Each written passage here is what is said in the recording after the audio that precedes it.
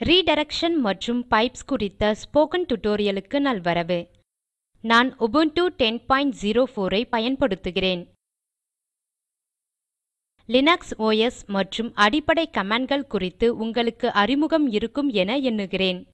உங்களுக்கு ஆர்வம் இருந்தால் அவை இதே தளத்தில் மற்ற டியூட்டோரியல்களில் உள்ளன. லினக்ஸ் கேஸ் சென்சிட்டிவ் ஆனவை. மற்றபடி குறிப்பிட்டால் ஒழிய கமாண்ட்களில் கீழ்நிலை எழுத்துக்களே பயன்படும். லினக்ஸில் முனையத்தில் பல வேலைகள் செய்கிறோம். ஒரு கட்டளையை செயலாக்க விசைப்பலகையால் உள்ளிடுகிறோம். தேதி, நேரம் இவற்றை அறிய விரும்பினால் விசைப்பலகை மூலம் டேட் என உள்ளிடுகிறோம். சாதாரணமாக விசைப்பலகை மூலம் உள்ளிடுகிறோம். கமாண்டின் வெளியீடு டெர்மினலில் கிடைக்கிறது. சில சமயம் கமாண்ட் செயலாகும் போது பிழை ஏற்படுகிறது. உதாரணமாக உள்ளிடுக கேட் ஸ்பேஸ் ஏஏஏ என்டர் செய்க. அப்படி எந்த ஃபைலும் இல்லை என பிழை செய்தி சொல்கிறது. இந்த பிழை டெர்மினலில் காணப்படுகிறது. பிழை அறிவிப்பும் டெர்மினலிலேயே நிகழ்கிறது. உள்ளீடு, வெளியீடு, பிழை அறிவிப்பு கமாண்ட்களுடன் தொடர்புள்ள சிறப்பு செயல்கள். ஸ்ட்ரீம் மற்றும் ஃபைல் டிஸ்கிரிப்டர் கோட்பாடுகளை புரிந்து கொள்ள வேண்டும். பாஷ் போன்ற லினக்ஸ் ஷெல் உள்ளீட்டை வாங்கி ஒரு ஸ்ட்ரீம் எழுத்துருக்களாக வெளியீட்டை அனுப்புகிறது. ஒவ்வொரு எழுத்துருவும் அதற்கு முன் பின் உள்ள எழுத்துருவில் இருந்து சுதந்திரமானவை. ஸ்ட்ரீம்கள் ஃபைல் IO நுட்பத்தால் அணுகப்படுகின்றன. எழுத்துருக்கள் ஃபைல், கீபோர்ட், விண்டோ இவற்றில் இருந்து வருகிறதோ போகிறதோ இதெல்லாம் ஒரு பொருட்டே இல்லை. லினக்ஸில் திறந்திருக்கும் எந்த ஒரு ப்ராசஸின் ஃபைலும் ஒரு முழு எண்ணுடன் பொருத்தப்பட்டது. இந்த எண் மதிப்பு ஃபைல் டிஸ்கிரிப்டர் எனப்படும். ஷெல்கள் 3 ஸ்டாண்டர்ட் IO ஸ்ட்ரீம்களை பயன்படுத்தும். மூன்றும் நன்கு அறியப்பட்ட ஃபைல் டிஸ்கிரிப்டருடன் தொடர்புள்ளவை. stdin என்பது ஸ்டாண்டர்ட் இன்புட் ஸ்ட்ரீம். கட்டளைகளுக்கு உள்ளீடு தரும் இதன் file descriptor 0. stdout standard output stream. கட்டளைகளின் வெளியீட்டை தரும் இதன் ஃபைல் டிஸ்கிரிப்டர் 1. stderr என்பது ஸ்டாண்டர்ட் எரர் ஸ்ட்ரீம். கட்டளைகளின் பிழை வெளியீட்டை தரும் இதன் ஃபைல் டிஸ்கிரிப்டர் 2. இன்புட் ஸ்ட்ரீம் புரோகிராம்களுக்கு இன்புட்டை தரும். முன்னிருப்பாக அவை டெர்மினலில் கீபோர்ட் இடுகைகளை ஏற்கும். அவுட்புட் ஸ்ட்ரீம்கள் எழுத்துருக்களை அச்சிடுகின்றன. முன்னிருப்பாக டெர்மினலில் அச்சடிக்கப்படும். ஆரம்பத்தில் டெர்மினல் ASCII பிரிண்டர் அல்லது ஒரு திரை டெர்மினலாக இருந்தது. இப்போது வரைகலை டெஸ்க்டாப்பில் உரை விண்டோவாக இருக்கிறது. 3 ஸ்ட்ரீம்களும் முன்னிருப்பாக சில ஃபைல்களுக்கு இணைந்துள்ளன. இந்த நடத்தையை லினக்ஸில் மாற்றலாம். 3 ஸ்ட்ரீம்களையும் வேறு சில ஃபைல்களுக்கு இணைக்கலாம். இது ரீடைரக்ஷன் ஆகும். இந்த 3 ஸ்ட்ரீம்களில் எப்படி ரீடைரக்ஷன் செய்யப்படுகிறது என காணலாம். முதலில் ஸ்டாண்டர்ட் இன்புட் ரீடைரக்ஷன். ஃபைலில் இருந்து ஸ்டாண்டர்ட் இன்னை இடமுனை அம்புக்குறி ஆப்பரேட்டர் வழியாக அனுப்புகிறோம். எப்படி? wc கமாண்ட் ஒரு ஃபைலில் வரிகள், சொற்கள், எழுத்துருக்களை எண்ணும் என அறிவோம். டெர்மினலில் டைப் செய்க wc. என்டர் செய்க. ஒரு கண் சிமிட்டும் கர்சரை காணலாம். விசைப்பலகையால் ஏதேனும் உள்ளிட வேண்டும். This tutorial is very important. Enter செய்க. Ctrl D விசைகளை ஒன்றாக தட்டலாம். நாம் உள்ளிட்ட வரிகள் மீது கமாண்ட் வேலை செய்து வெளியீட்டை டெர்மினலில் கொடுக்கும். இங்கு ஒரு ஃபைலும் wc கமாண்டுக்கு பிறகு தரவில்லை. அதனால் அது ஸ்டாண்டர்ட் இன்புட் ஸ்ட்ரீமில் இருந்து இன்புட்டை எடுக்கும். அது முன்னிருப்பாக விசைப்பலகைக்கு பிணைந்துள்ளதால் wc இன்புட்டை அங்கிருந்து எடுத்துக்கொள்கிறது. இப்போது இப்படி எழுத wc ஸ்பேஸ் இடமுனை அம்புக்குறி space test1.txt. wc file test1.txt இன் வரி, சொற்கள், எழுத்துருக்களை எண்ணி சொல்கிறது. இப்போது டைப் செய்க wc ஸ்பேஸ் test1.txt. அதே விடை கிடைக்கிறது. என்ன வித்தியாசம்? wc ஸ்பேஸ் test1.txt என்று எழுதிய போது கமாண்ட் ஃபைல் test1.txt ஐ திறந்து படித்தது. ஆனால் நாம் wc ஸ்பேஸ் இடமுனை அம்புக்குறி test1.txt என உள்ளிட்ட போது wc க்கு திறக்க ஃபைல் கிடைக்கவில்லை. ஆகவே இது இன்புட்டை ஸ்டாண்டர்ட் இன்னில் இருந்து எடுத்தது. இந்த ஸ்டாண்டர்ட் இன்னை நாம் ஃபைல் test1.txt க்கு காட்டினோம். ஆகவே கமாண்ட் test1 இல் இருந்து படிக்கிறது. ஆனால் அதற்கு ஸ்டாண்டர்ட் இன்னுக்கு தரவு எங்கிருந்து வருகிறது என தெரியாது.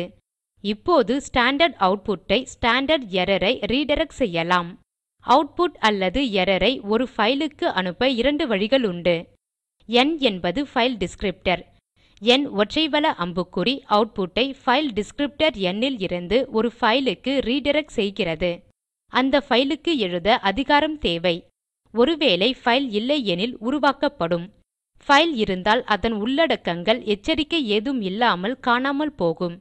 n இரட்டை வல அம்புக்குறியும் அவுட்புட் ஐ ஃபைல் டிஸ்கிரிப்டர் n இல் இருந்து ஒரு ஃபைலுக்கு ரிடைரக்ட் செய்கிறது. மீண்டும் ஃபைலுக்கு எழுத அதிகாரம் தேவை. ஃபைல் இல்லை எனில் அது உருவாக்கப்படும். ஃபைல் இருந்தால் அதன் உள்ளடக்கங்களின் பின்னால் அவுட்புட் சேர்க்கப்படும். n ஒற்றை வல அம்புக்குறி அல்லது n இரட்டை வல அம்புக்குறி என்பதில் n என்பது ஃபைல் டிஸ்கிரிப்டர் ஐ குறிக்கிறது. அதை விட்டுவிட்டால் ஸ்டாண்டர்ட் அவுட்புட் ஆன ஃபைல் டிஸ்கிரிப்டர் 1 என கொள்ளப்படும். ஆகவே வெறும் வல அம்புக்குறியானது 1 வல அம்புக்குறிக்கு சமம். எரர் ஸ்ட்ரீம் ஐ ரிடைரக்ட் செய்ய 2 வல அம்புக்குறிகள் அல்லது 2 இரட்டை வல அம்புக்குறியை பயன்படுத்துக. இதை செயலில் பார்க்கலாம்.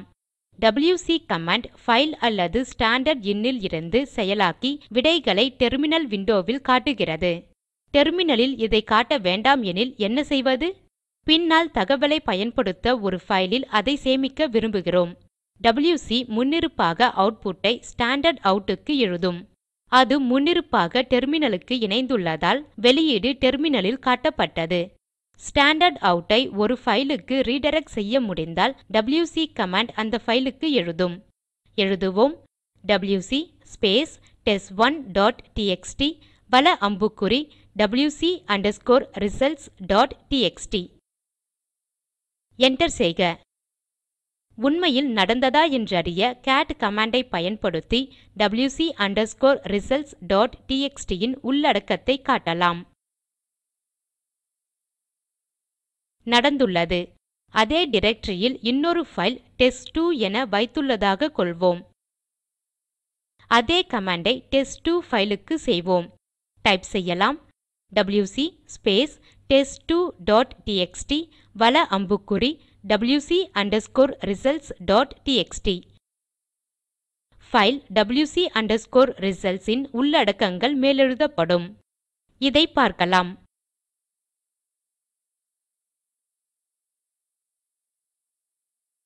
முன் எழுதினதற்கு பதில் wc ஸ்பேஸ் test1.txt இரண்டு முறை வல அம்புக்குறி wc_results.txt என எழுத ஃபைல் wc_results.txt இன் உள்ளடக்கத்தை மாற்றாமல் புதிய உள்ளீடு பின்னால் ஒட்டப்படும். இதையும் பார்க்கலாம்.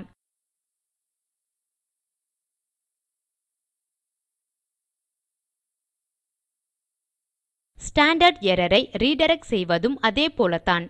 ஒரே மாற்றம் ஸ்டாண்டர்ட் எரர் இன் ஃபைல் டிஸ்கிரிப்டர் எண்ணை அம்புக்குறி அல்லது இரட்டை வல அம்புக்குறிக்கு முன்னால் குறிப்பிட வேண்டும். நமக்கு ஃபைல் ஏஏஏ என ஒன்றும் இல்லை என தெரியும்.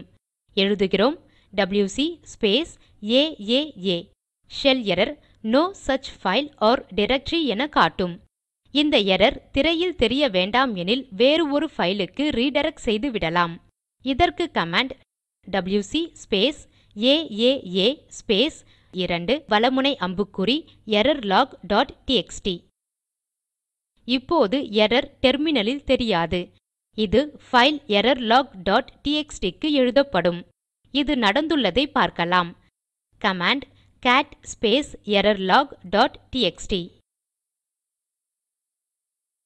இப்போது நான் இன்னொரு பிழை செய்கிறேன்.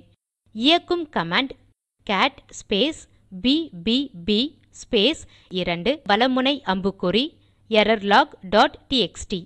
முந்தைய எரர் புதிய எரரால் மேலெழுதப்படும். பார்க்கலாம். cat space errorlog.txt. நமக்கு எல்லா எரர்களும் பார்க்கப்பட வேண்டுமானால் கமாண்ட் wc ஸ்பேஸ் ஏஏஏ ஸ்பேஸ் 2 வல அம்புக்குறி இருமுறை errorlog.txt. கேட் கமாண்டை பயன்படுத்தி சோதித்து விடலாம்.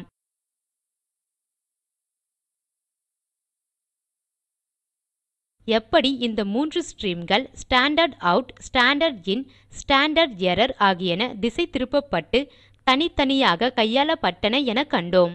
இவை அனைத்தும் ஒன்றாக கையாளப்பட்டு இயக்கப்படும் போது இவற்றின் உண்மை சக்தி எப்போது விளங்கும்? இந்த செயலுக்கு பைப்லைனிங் என பெயர். பைப்கள் ஒரு கமாண்ட் சங்கிலியை உருவாக்க பயன்படும். பைப் ஒரு கமாண்டின் அவுட்புட்டை சங்கிலியில் உள்ள அடுத்த கமாண்டின் இன்புட்டுக்கு தருகிறது. அதை பார்க்கலாம். கமாண்ட் 1 செங்குத்துக்கோடு கமாண்ட் 2 -ஆப்ஷன் செங்குத்துக்கோடு கமாண்ட் 3 -ஆப்ஷன் 1 -ஆப்ஷன் 2 செங்குத்துக்கோடு கமாண்ட் 4. நடப்பு டைரக்டரியில் உள்ள மொத்த பைல்கள் மற்றும் டைரக்டரிகளின் எண்ணிக்கை தெரிய வேண்டும் என்போம். என்ன செய்யலாம்? எல்எஸ் ஸ்பேஸ் -l நடப்பு டைரக்டரியில் உள்ள மொத்த பைல்கள் மற்றும் டைரக்டரிகளின் எண்ணிக்கையை காட்டும். இந்த வெளியீட்டை ஒரு பைலுக்கு ரீடைரக்ட் செய்யலாம். எல்எஸ் ஸ்பேஸ் -l வல அம்புக்குறி files.txt கேட் ஸ்பேஸ் files.txt ஐ இயக்குவோம். ஒவ்வொரு வரியும் ஒரு பைல் அல்லது டைரக்டரியின் பெயர். ஆகவே இந்த பைலில் உள்ள வரிகளை எண்ண முடிந்தால் files.txt ஐ நமக்கு பயனாக்கலாம். இதை பின்வரும் கமாண்டால் சாதிக்கலாம். wc space -l files.txt. இதில் சில பிரச்சனைகள் உள்ளன.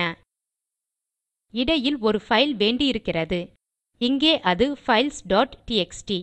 ஒருவேளை முதல் கமாண்ட் நிறைய வெளியீட்டை கொடுத்தால் வட்டின் நினைவகம் அதிகரிக்கக்கூடும். பல கமாண்ட்களை சேர்க்க நினைத்தால் இது மெதுவாக வேலை செய்யும். பைப்களை பயன்படுத்தி இதை சுலபமாக செய்யலாம். எழுதுவோம். எல்எஸ் ஸ்பேஸ் -l செங்குத்துக்கோடு wc ஸ்பேஸ் -l. வெகு சுலபமாகவே அதே வேலையை செய்துவிட்டோம். எல்எஸ் கமாண்டின் வெளியீடு wc கமாண்டுக்கு இன்புட் ஆகிறது.